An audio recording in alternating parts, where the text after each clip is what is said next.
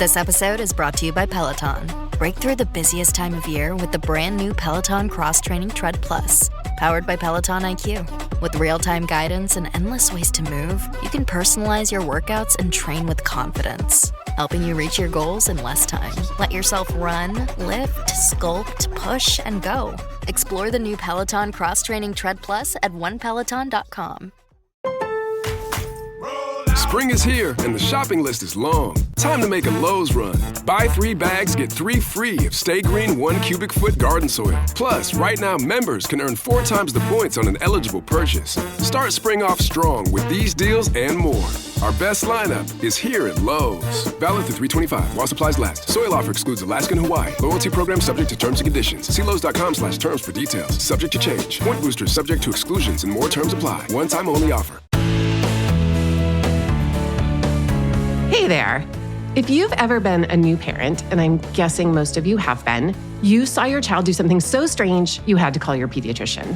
Maybe your kid shook their head back and forth and you thought, oh my God, that was totally a seizure, or pulled on their ears and you thought maybe she has an ear infection. Pediatricians hear these questions all day long.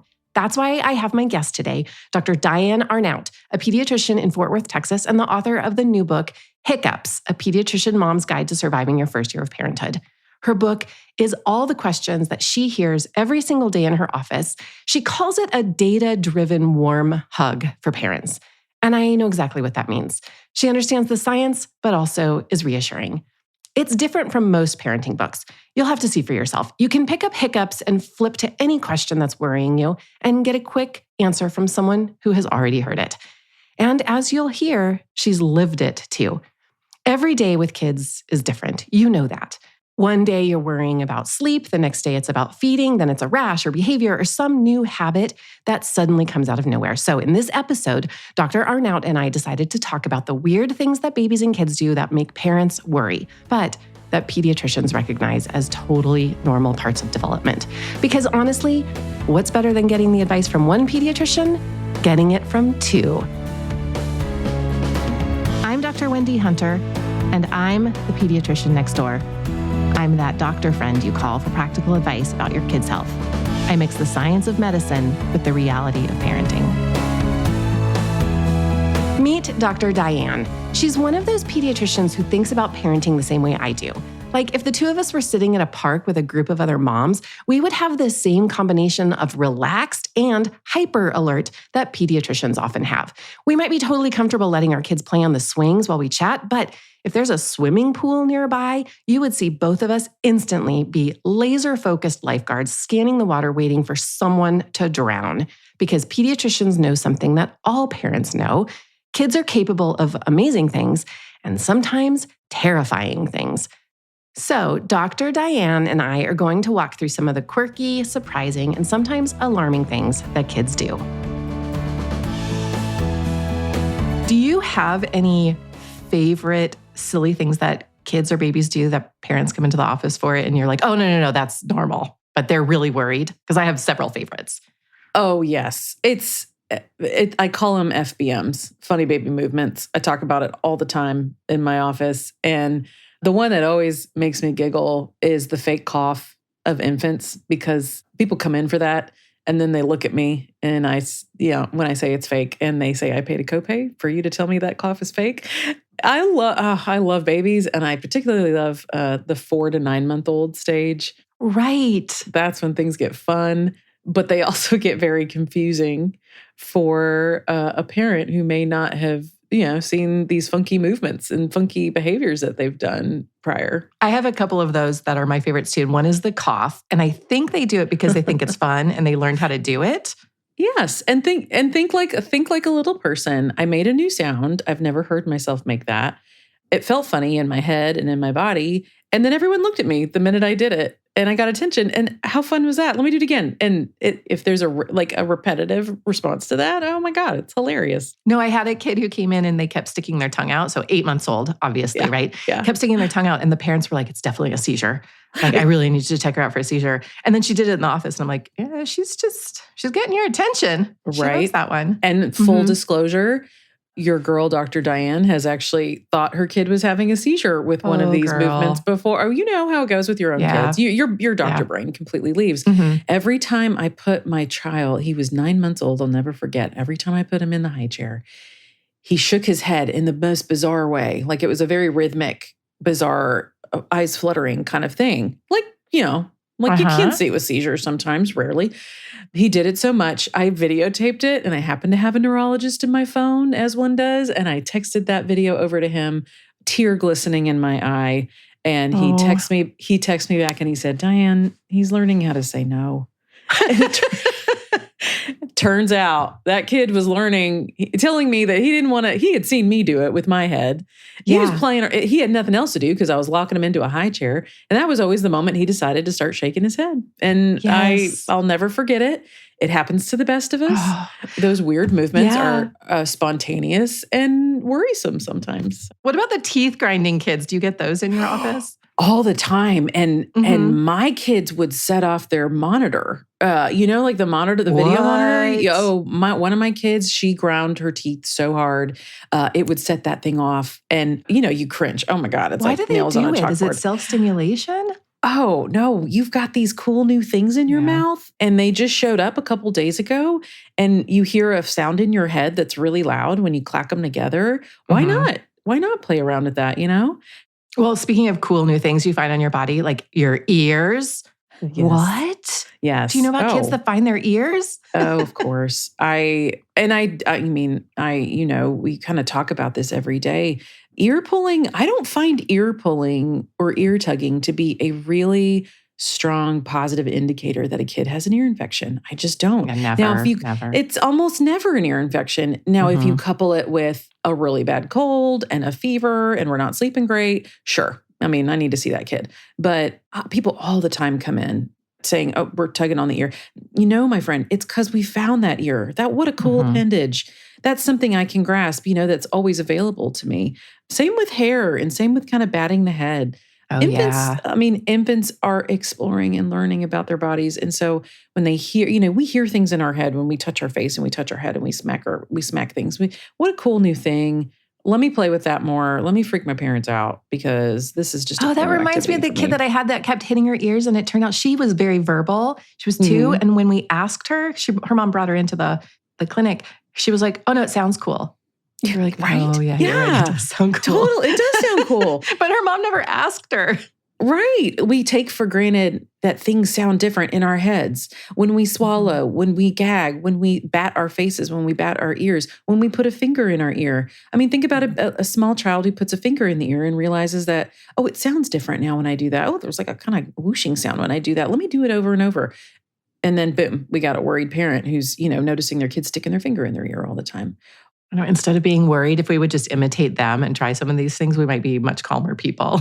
I agree. It's like when you're going for a walk with your toddler and they stop at like every leaf, or they just have to inspect out like a new staircase that they didn't know about. We don't do that. We just ignore everything. No, adulthood sucks, doesn't it? Like I remember taking...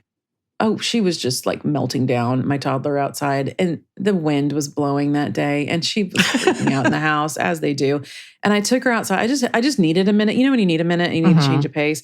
What is it about taking kids outside, taking a baby outside, taking a toddler outside? Everything immediately calms down. It feels like they take a breath.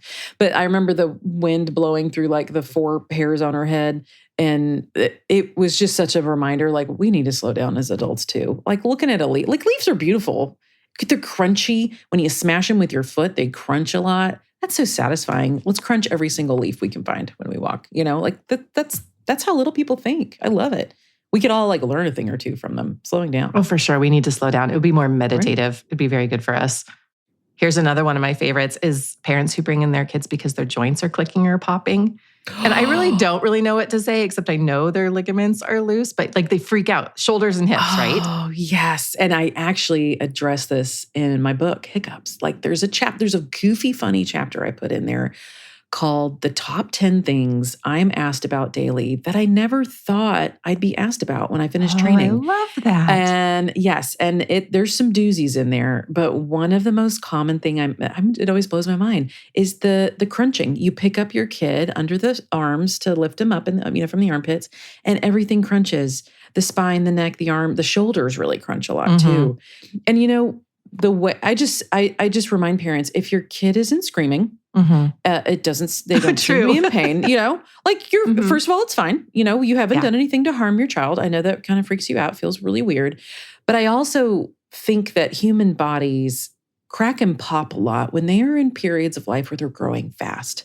I always used to, so teenagers do this too. Like kids who are going through puberty. I don't know if you ever get this question a lot, but kids who are going through puberty, I get a lot of like knee popping, ankle snapping. Oh my God, no, you're right. Questions, I do. Never mind. I totally do. But think about it. Like there are 2 times in a kid's life where they're really growing super fast. The first year or 2 of their life, and then when they go through puberty again. So to me, in my head, and I don't know if there's any data on this, but like that's the crunchiest part of their life. Their joint, they're growing so quickly that like their joints, there's more gas in those joints, and I think they're popping a lot more. And so I do a lot of reassuring with the popping joints. No, there literally is gas in the joints though, and I think people don't realize that. You're like releasing it when you move funny. Totally. For teenagers too.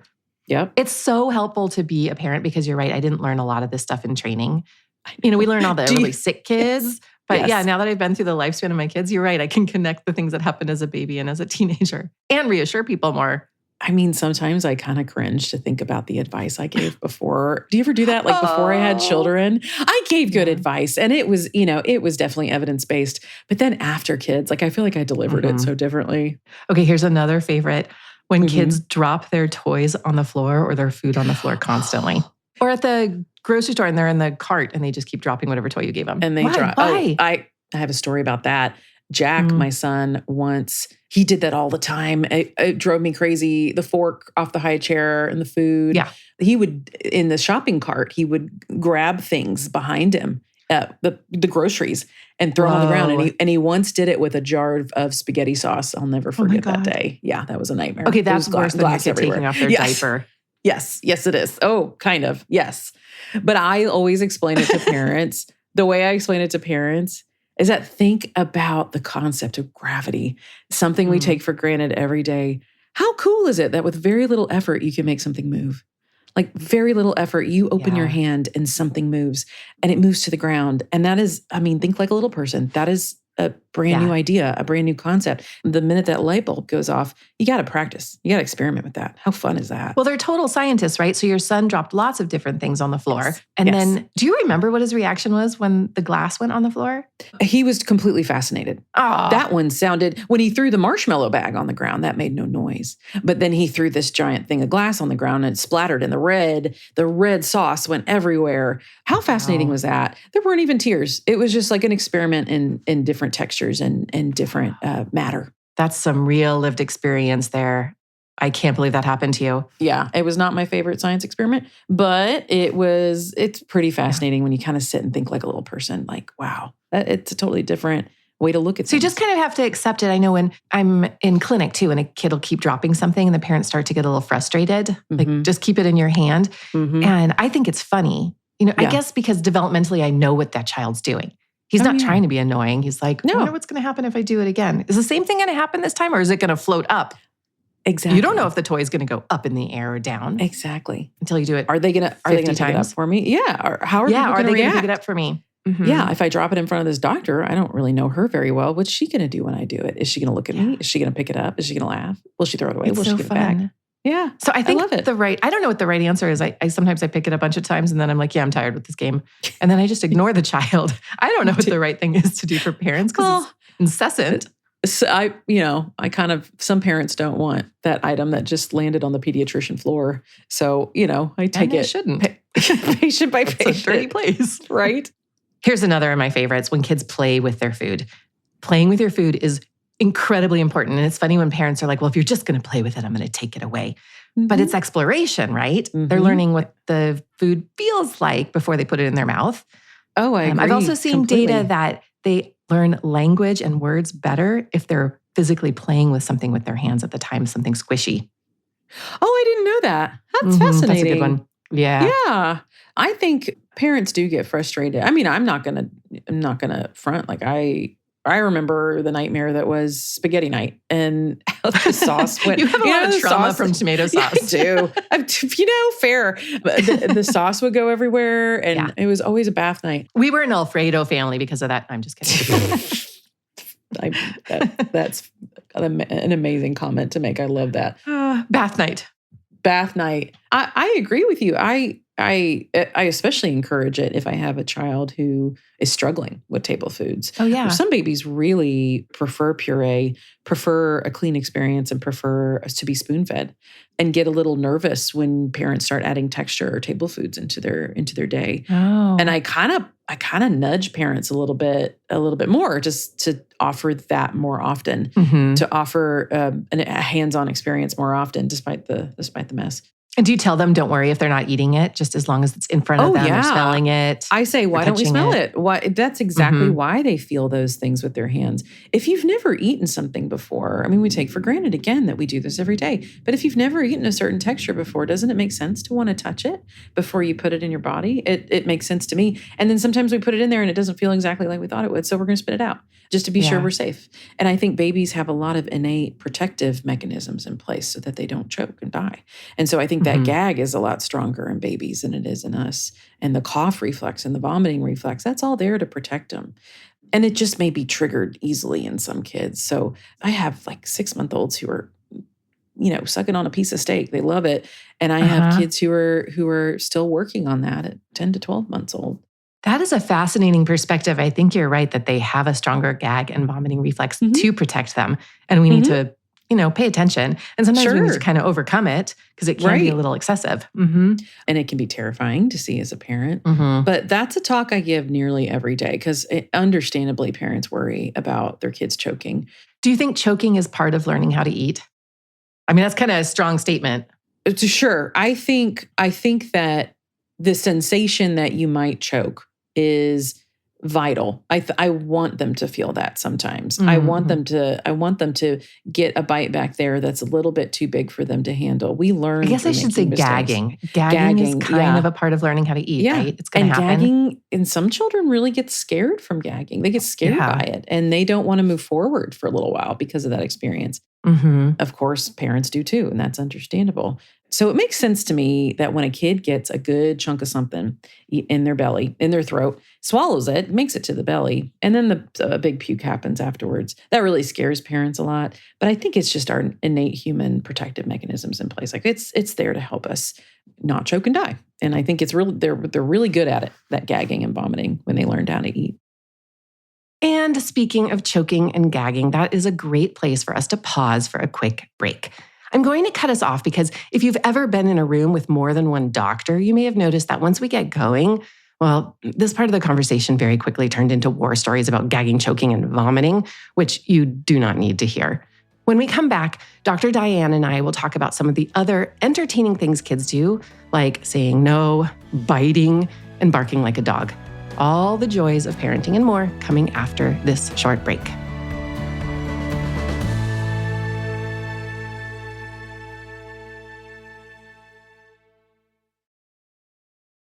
I always read the label on food and drink packages, and honestly, most sports drinks, they don't make the cut. They always have too much sugar. And then there are the artificial ingredients that you just shouldn't put in your body. That's why I feel good about Cure. Cure is a plant-based hydrating electrolyte drink mix with no added sugar, just clean ingredients and only 25 calories. I use the Cure hydration packs all the time. They make drinking enough water easier because they taste good. From a science standpoint, hydration works best when you combine fluids with electrolytes. That's how your body absorbs water efficiently. Cure uses the same formula proven to hydrate as effectively as an IV drip. And for kids, Cure Kids mixes are formulated with pediatricians and free of artificial ingredients and common allergens. Staying hydrated isn't just about water, you also need electrolytes. That's why I recommend Cure. It's clean, tastes great, and my patients love it. You can grab Cure on Amazon or find a store near you at curehydration.com/Dr. Wendy. That's DRWENDY. Real ingredients, real hydration, ready for the whole family. Not to brag, but my daughter is an actual rocket scientist. And you know where that journey started? with the toys she played with. It was always a challenge for me to find activities that would keep her engaged. And I remember the day she got her first Eureka crate from KiwiCo. She was already a teenager when she opened her first electronics crate. And from that time on, she was hooked. What I love about KiwiCo is that they do the legwork for you. The projects are thoughtful and hands-on and challenging in just the right way, and you can do them over and over again. So instead of scrambling for ideas, you can sit down and spend that time tackling the project together. KiwiCo sends a new crate right to your door every month, and you can pause or cancel anytime. It's creativity without the stress. Tinker, create, and innovate with KiwiCo. Get up to 50% off your first monthly crate at kiwico.com, code Dr. Wendy. That's up to 50% off your first crate at kiwico.com, code DRWENDY. Panda Crate is an exception. See site for details. Introducing Shark Facial Pro Glow, a first-of-its-kind at-home facial. Pro-level extraction removes impurities, and dual-temperature technology boosts radiance and deep puffs with both Insta-Heat and Insta-Chill technology. Treat yourself to a hydro-fueled glow in minutes. And because Shark Facial Pro Glow fits in the palm of your hand, you can get that luminous post-spa glow anywhere. Visit sharkbeauty.com to learn more.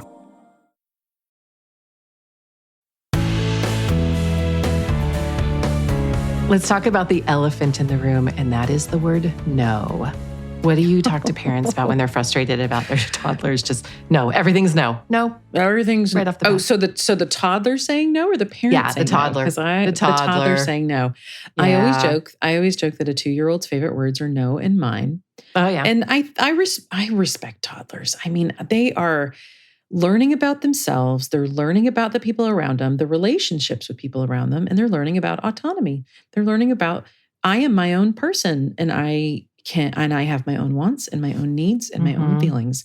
And so if no comes out quite a bit, that's understandable to me. And it's experimental sometimes too. Like mom wants me to put my toys away so that I can put my shoes on. No, I don't want to do that. Well, a toddler doesn't understand the need to get ready to go to school. A toddler doesn't understand the need to clean up. That's an adult idea. That's an adult feeling. Yeah. But they're starting to understand I have some control over the world. And if I say no, exactly, maybe somebody will listen. Yeah. And sometimes it works. And so why not try it every 14 seconds in my day? That makes me think of biting too, because that shows up at about the same ages. Why are toddlers biting? Biting. So it's something I talk about every day. And I always feel for parents whose daycares have called them up saying, your kid is biting everybody. I feel for parents because you can't, you're not going to get far sitting a 2-year-old down on a couch and talking about biting and feeling. You're not going to get far. Right. Biting happens because of a big feeling in the moment, right? I don't think children are marching into that room with preparations to bite everyone. I just think that there's something that happens and it's very quick. And little people don't have that frontal lobe development yet to learn the action and the reaction. And I think I respect toddlers and I respect their feelings. And I think that's a big feeling in the moment. And guess what? Sometimes biting works and the kid drops the toy that he took from me and it gets a reaction. And sometimes it's experimental. I'm just going to see what happens when I do that. But I think it is a very normal part of raising a toddler. And it even extends into pinching and slapping. And I always tell parents, like, this isn't something that you've done wrong. This is just a part of learning how other people react to our actions and also learning how to process big feelings. Toddlers do a couple of other really interesting things. One that comes to mind is that they'll become more attached to one parent than the other. And I assume that's learning who they are, creating an identity. But what do you think it is? And what age do you see that happen? Oh, it's I see it a lot, like, 15 months, 18 months. I don't know if that's when you notice it. Yeah, that's what I was thinking too. Yeah, I experienced it in my own house. Like my son only wanted me. Oh, right. And it was always me. I'm like, couldn't you prefer your dad? Like, for a couple weeks. I was always the one who needed to change the diaper. I was always the one who would dress him because if dad did it, it was World War III. Right. And I can't say that I know I'm not sure what like triggers this to happen, but it's such a normal part of raising a toddler to have people preferences. And I always explain to parents, don't get your feelings hurt. It's going to pass. It's, it passes usually within a few weeks, and then they'll swap out and dad will become the favorite. But yeah, isn't that funny how they do that? It is. And it's so universal that's why I think it's normal. Yeah, I agree. And I do think it has something to do with security and with identity. Exactly. We don't know. We can't ask them. Like maybe it's also, I am my own person and I'm going to assert myself. And this is something I'm also going to assert myself. I have preference here and this is my preference. And that is a lot to do with all toddlers' behaviors. Yes. Every one of them, good and bad, is that I can assert my own will now. I just found out that I can assert my own will. Exactly. And I think that's the ego is forming at that age. So that is just just being aware that I am my own person. It's a big part of those years. Yeah. My other favorite at this age, a little bit older, is when they pretend to be a cat or a dog. And they're like just really committed to the role, or like they're cat no matter where you go, they're still a kitten. I don't know. That is a little bit older though, right? That's like over 2, I think, most of the time. So my children go to a private school and there is a testing process for the private school that happens at 4 or 5 years old. My kid barked the entire time. It was so, I thought that was coming. The entire time. The walls were thin. I was in the next room and Abby barked the whole time. Was it the younger child or your older child? Yes, it's my younger child. Yeah. See, and then she still got in. Yeah. Because thankfully her brother chose not to bark that day. Why is it that they do that? I don't know that I have I'm trying to brainstorm on this. It's such a universal experience. Yeah. And I have see it all the time. Yeah. Oh yeah. They come in and meow through their whole entire checkup. Hey, what's your favorite food? Meow. Right, and start licking their paws. Yeah. Yes. Yeah. And so that is, them, I think, wanting to sort of control how that experience is going to go with me. And that's okay. And I don't take any offense to it. Some of them, it's not a bit. I mean, they are a cat for a good couple weeks. It's cat central. I tell parents, if you're getting to a point where you're losing your mind a little bit and you're not getting sort of answers to questions, then I gently tell parents, how about you just explain, well, I don't understand what you're saying when you're a cat. Yeah. And whenever you feel like you're going to be Molly again, go ahead and then you can talk to me. But then when you feel like being a cat again, you go be a cat. I mean, that's the same approach with whining. It's like, sorry, I just don't hear whining. Sorry. I don't know. I don't understand that. But when you feel like talking like a big girl again, come on and find me and let's figure this out, I think the dog cat thing is like developing an identity where they're like, oh, wait, there are other perspectives. So they try it on and then they just try it on for way too long. I think that's a great point. You're absolutely right. Moving on to older kids. One of the things that I notice a lot is that they're all about fairness. Maybe 6, 8 years old. Like, what is it? Why do they care so much about things being fair? I think that is an age where, they're in school, they're starting school, they're seeing more structure. They're in an environment where there's other human beings who are just as kind of chaotic as they are with their feelings and their actions. And I think they start to understand the concept of rules and societal rules, right? And absolutely. I think that's just an age where they're identifying that that's happening. And then they're identifying that the world isn't fair.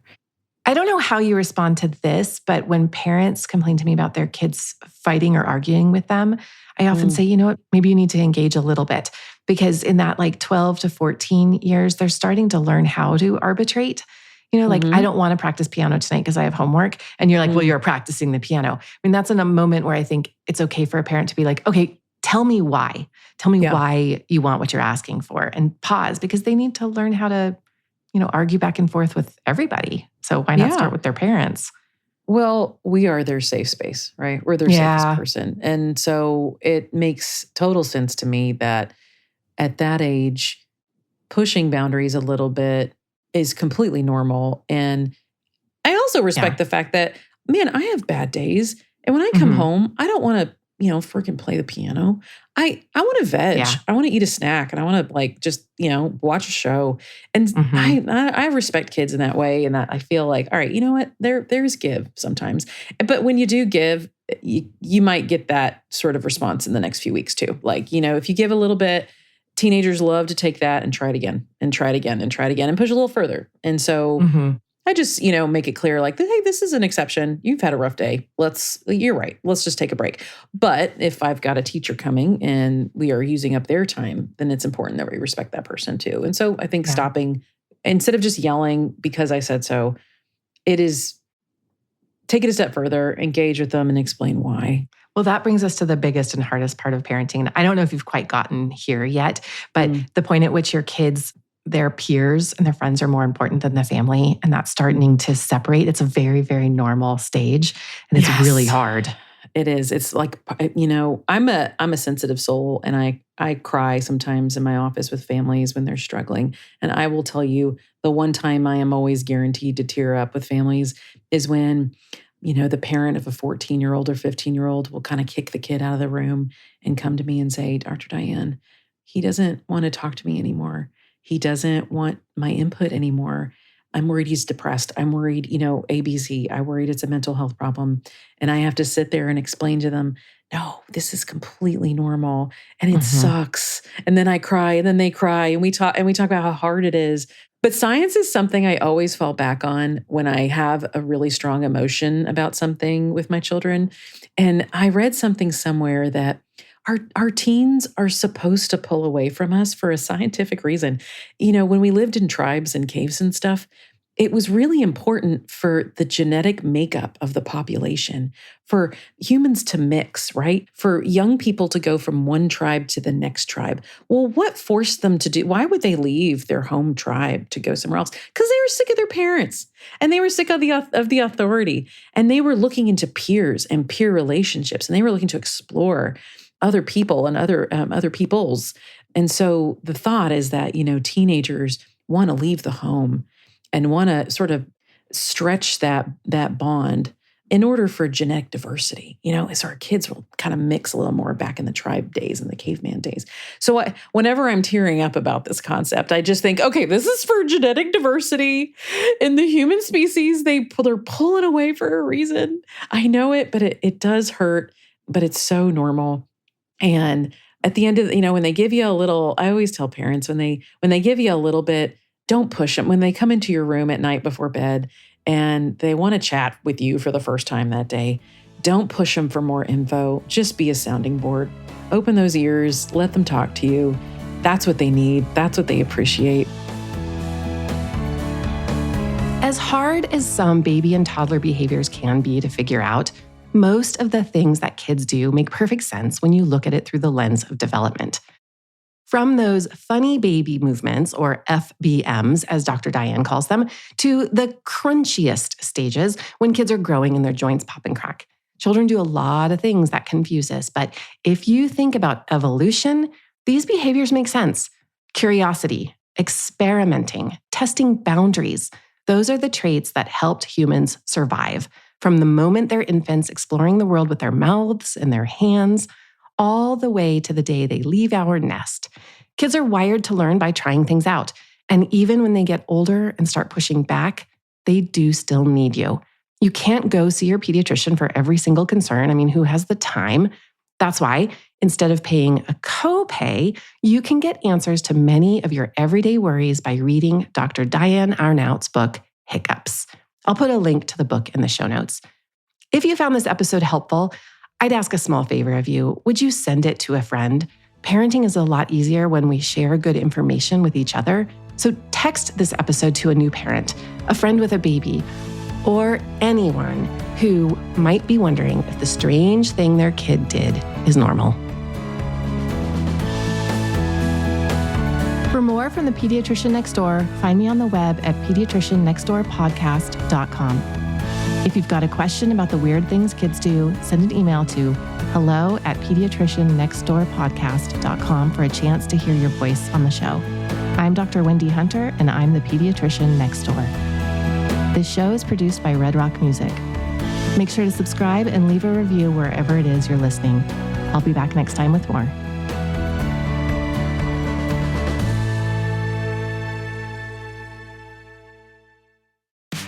UPS Store is making packing and shipping Easter gifts quicker than ever this year with UPS Air. How quick? Quicker than a walk around the park. Quicker than eating all the Easter candies. quicker than finding a golden egg that you know is stuffed with cash.